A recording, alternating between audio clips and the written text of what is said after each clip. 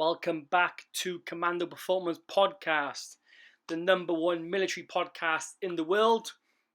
Please subscribe and like our podcast. Also help support us by buying one of our t-shirts. And also, if you're looking to join the military, we also offer the number one military training plan. So make sure you go check that out. But this episode, as you can see by the title, we are looking at endurance training. So different ways on how to improve your endurance, not only running for the military, but we're going to look at overall performance, just increasing your health, your longevity, and stuff like that. So yeah, we've put out a couple of questions on our social media. So if you do follow us on Instagram or Facebook, we put out questions now and again, military questions, normal fitness questions, anything really towards you guys and how we can help support you guys in your training going forward. And the biggest one we got was how to improve your running, improve your fitness, and also endurance. So we thought the biggest one out of those three, and that will help improve all three, is endurance, or aerobic. So if we can help increase your aerobic base, it'll basically help improve your fitness and your running going forward. So when you look at fitness, look at it as a triangle or a pyramid, and pretty much that base level, so that foundation you build the rest of the pyramid or the triangle on, needs to be solid, and that bottom base is your aerobic capacity or your endurance. The better your endurance or aerobic is, the faster you recover between sessions, the faster you recover between runs or sets, and just the better health and overall fitness you'll get just in life as well. So that's why we need to look at endurance training first of all, and then we can just build on that over time going forward from there then. But yeah, so basically if I was training someone or coaching someone and they said their goal is to join the military in 3 to 4 years, pretty much that first year would literally just be on aerobic capacity, so building that aerobic base, and also strength. So building, again, that foundation which we can then build on as the time gets closer. It's the same when you look at professional athletes, professional sports, powerlifting, sprinters in the Olympics. They don't always train for their marathon runners. They don't always train for their sport. So if someone's going for a marathon world record, they're not just going to run marathons every day for 4 years leading up to the Olympics. Their training is broken down to build towards that marathon. And that's exactly what we're doing here for the end product. We need to start that baseline and build on it. So, like I said, that foundation, if I was taking someone fresh and they're joining the military or they're running a marathon in 4 years' time, I would start really slow, build them up, build the volume over time, and also build that endurance in them. So when it does come to the time, they are good to go, and we know they have that base fitness to go forward. So yeah, like I said, this is the most common one we need going forward. How how to improve it. So there's a couple of different ways, and also to stay healthy, injury free, etc. Like one of the questions is how to improve their running or their fitness, and it's pretty hard. Your body can only withstand so much running, especially depends on your body weight and how much stress you're putting through the body. So you could end up with like shin splints, runner's knee, some hip issues, tight hips, tight back, tight hamstrings. All these little things will add up and cause you to have injuries or time away. So we need to look at training smart when it comes to running consistently.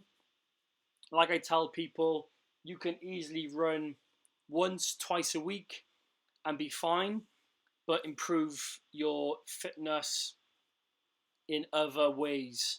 So running, cycling,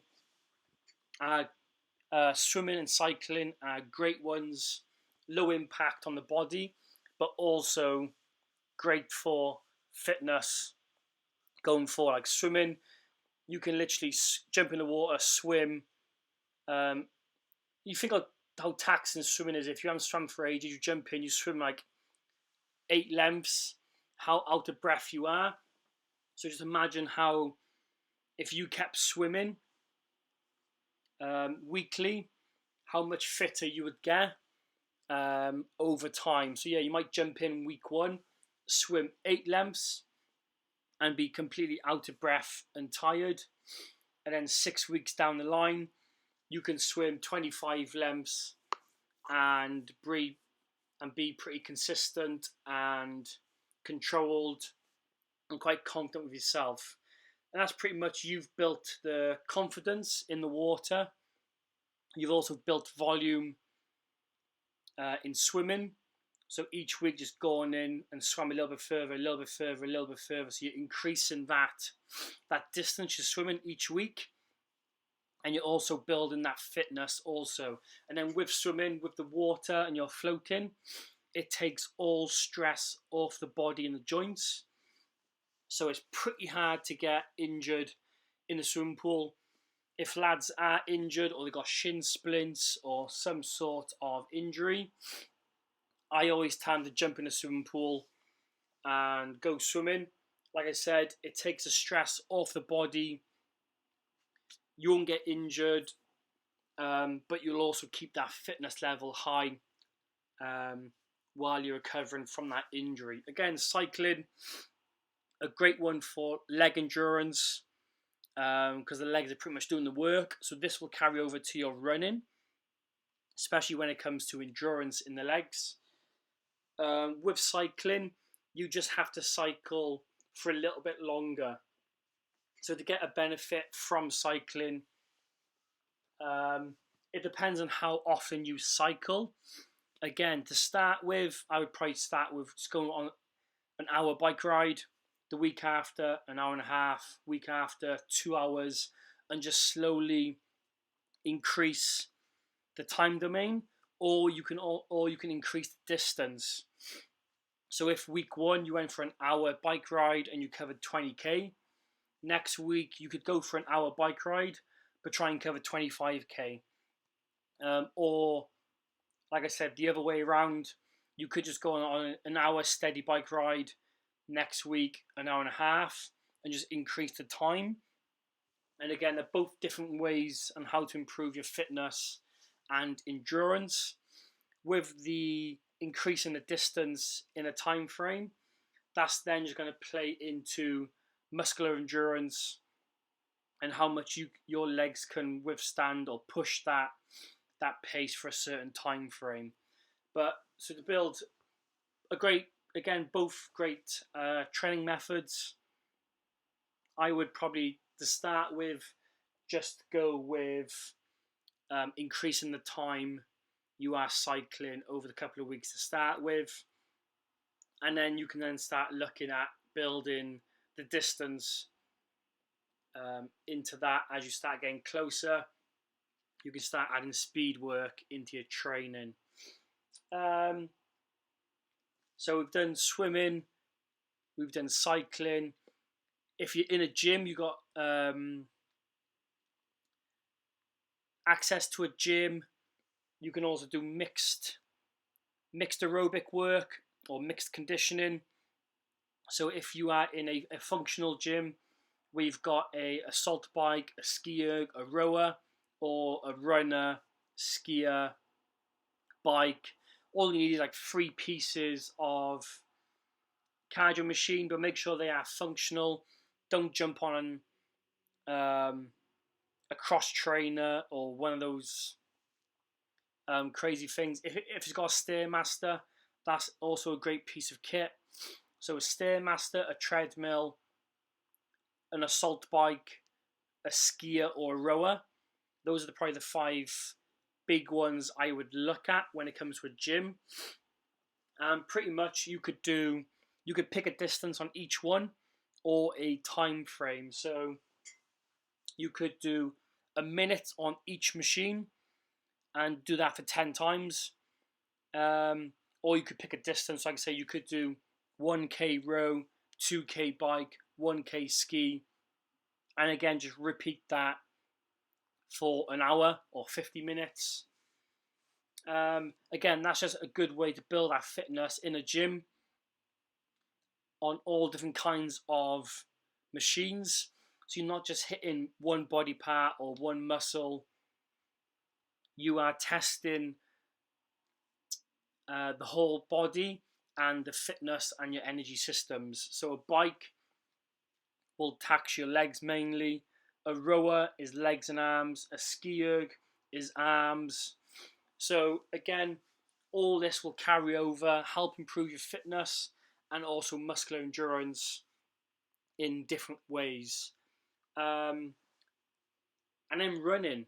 So running is a big one.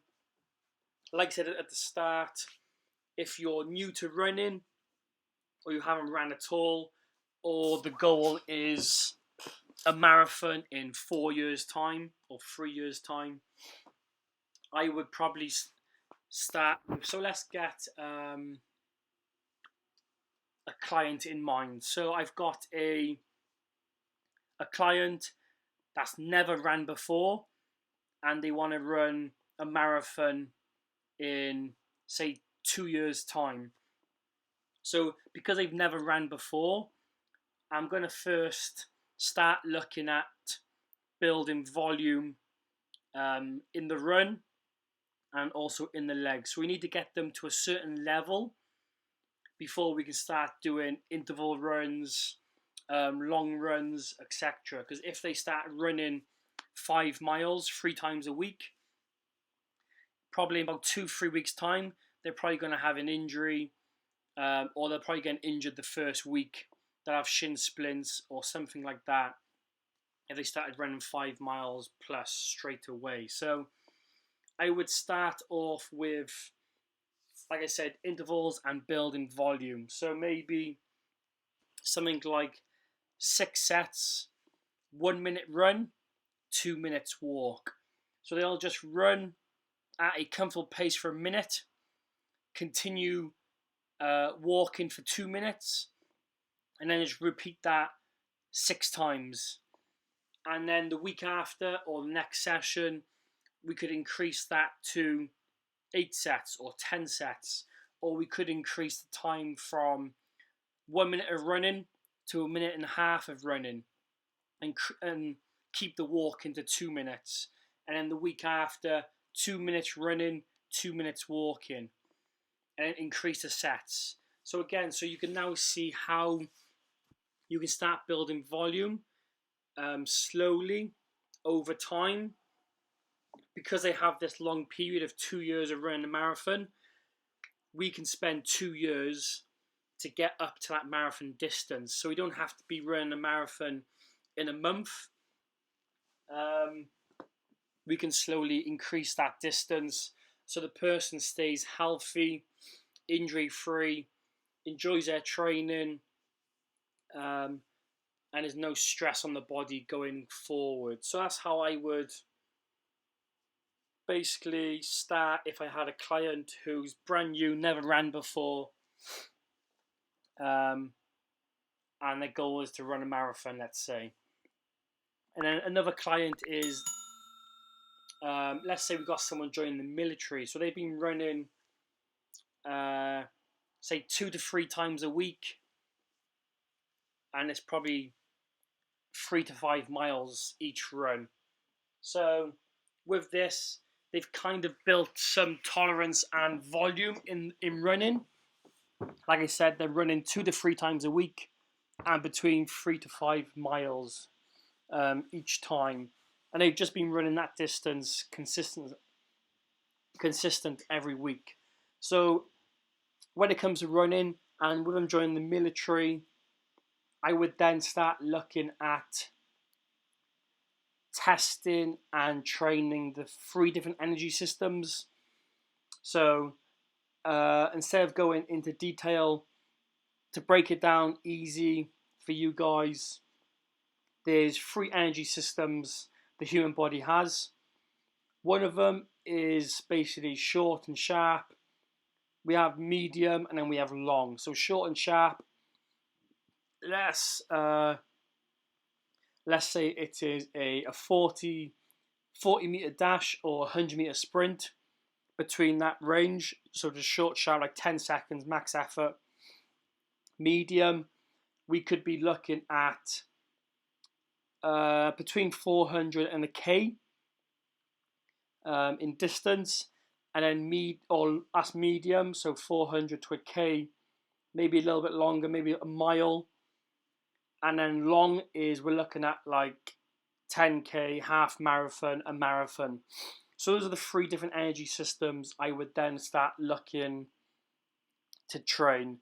So short and sharp, to get the best benefit for your time, I would say hill sprints.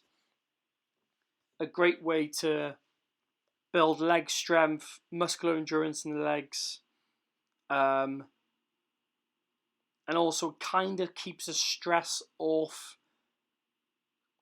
of the body compared to running on flat roads. So because you're going incline, you're not always fully extending the knees or the hips. You're always in that bent knee position where you're always climbing up a hill. So it's not too bad.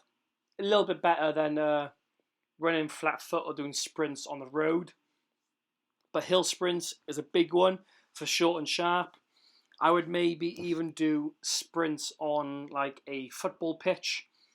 So, or just in a park, just because the ground is softer, a little bit better for the ankles, knees, and hips.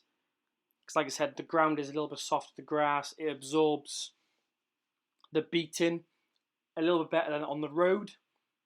So, yeah, hill sprints. When it comes to hill sprints, I would, again, similar to the rest of the training methods, I would start low and then build. So again, depending on the person that you're training, if they've done running, hill sprints, or they've got a general base of fitness, we could start with 8 sets, 20 seconds sprint, 30 seconds rest. If it's someone brand new, we could just look at something like 6 sets, 10 seconds sprint, 30 seconds rest. So they're not sprinting as long, and they're getting more time to recover between. But obviously, as time goes on, the weeks go on, that working time will then increase. So they could be doing 20 seconds sprint, 30 seconds rest in a couple of months' time from there. And then with hill, you can increase the distance or increase the time or increase the number of sets. So again, it depends on the hill, what hill you run at, if it's long enough, if it's too short. You could just increase the sets. If it's a pretty long hill, you could increase the distance all the time.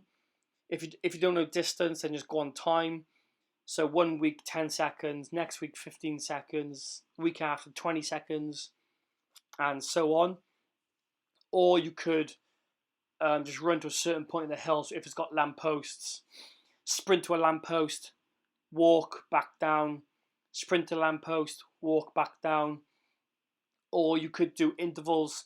So depending on how close the lampposts are, sprint to the first lamppost, walk down, sprint to the second lamppost, walk back down, sprint to the third lamppost, walk back down, and so on.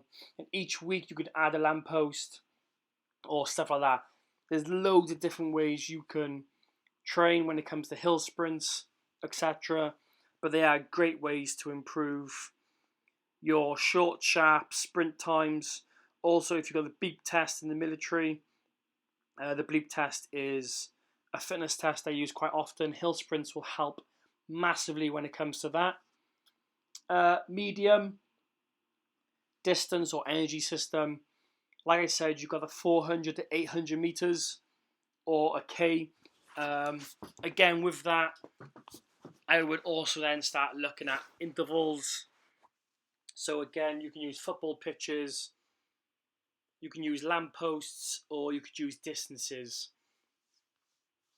So a one I like to use, we start with 200 meters, and each week we increase the sets and reps. And every 2 weeks, every 3 weeks, we then reset and increase the distance. So week 1, we have 3 200-meter sprints with 1 minute rest between. Once you've done 3 200s, you then rest 5 minutes and repeat. So you do a total of 9 200-meter sprints.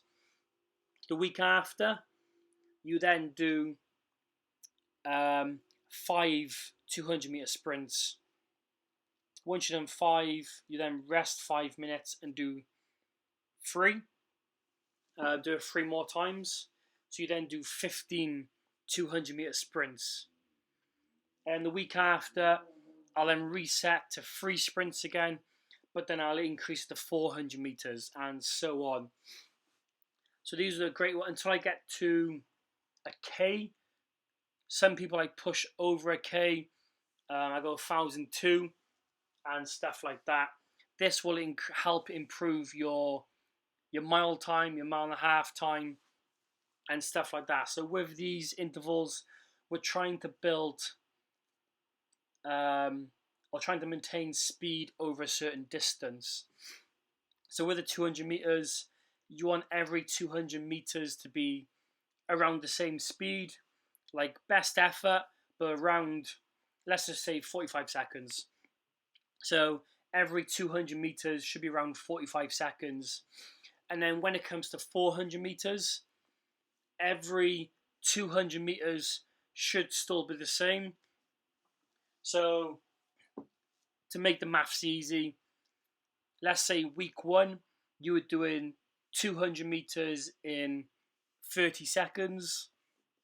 When it comes to 400 meters should be taking you 1 minute. So each 200 meters should be still the same time as before. And again, when you get to 600 meters should be taking you 1.5 minutes, because 200 meters we're still holding that time frame. And then 800 meters we're looking at 2 minutes again, because we're holding that 30-second 200-meter pace. So that's all we're trying to do here, is able to hold a certain speed over an increased distance. So we're building our muscular endurance and our on that speed endurance. And then we're going long then. So again, like I said, going long, going back to the start, you got bike ride, swimming, and running. So with this, I enjoy heart rate training when we go long. So I'd start with 30 minutes, keeping my heart rate below 150. The week after, I'd add 5 minutes, or each week I'd add 5 minutes until I get to 60 minutes, but keeping my heart rate below 150. So week 1, 30 minutes, week 2, 35 minutes, week 3, 40 minutes, all while keeping my heart rate below 150. And then over the couple of weeks, you start seeing, you get comfortable at running at a certain pace, keeping your heart rate below 150, and you see that your speed or your distance increases, or what I did. So week 1, in 30 minutes, I wasn't able to do 5k, because I had to keep my heart rate below that 150, which I found quite challenging. But then week 4 and 5, I would complete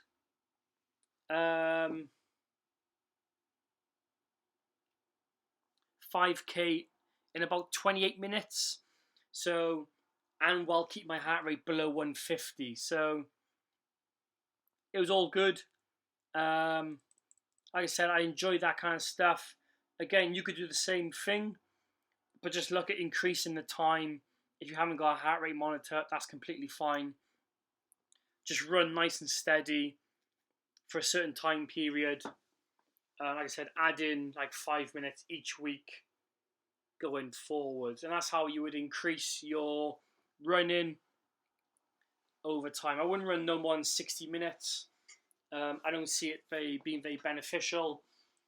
If you're doing it properly, like doing sprints one day, like intervals the second day, and then one long run a week, you should be pretty good going forward.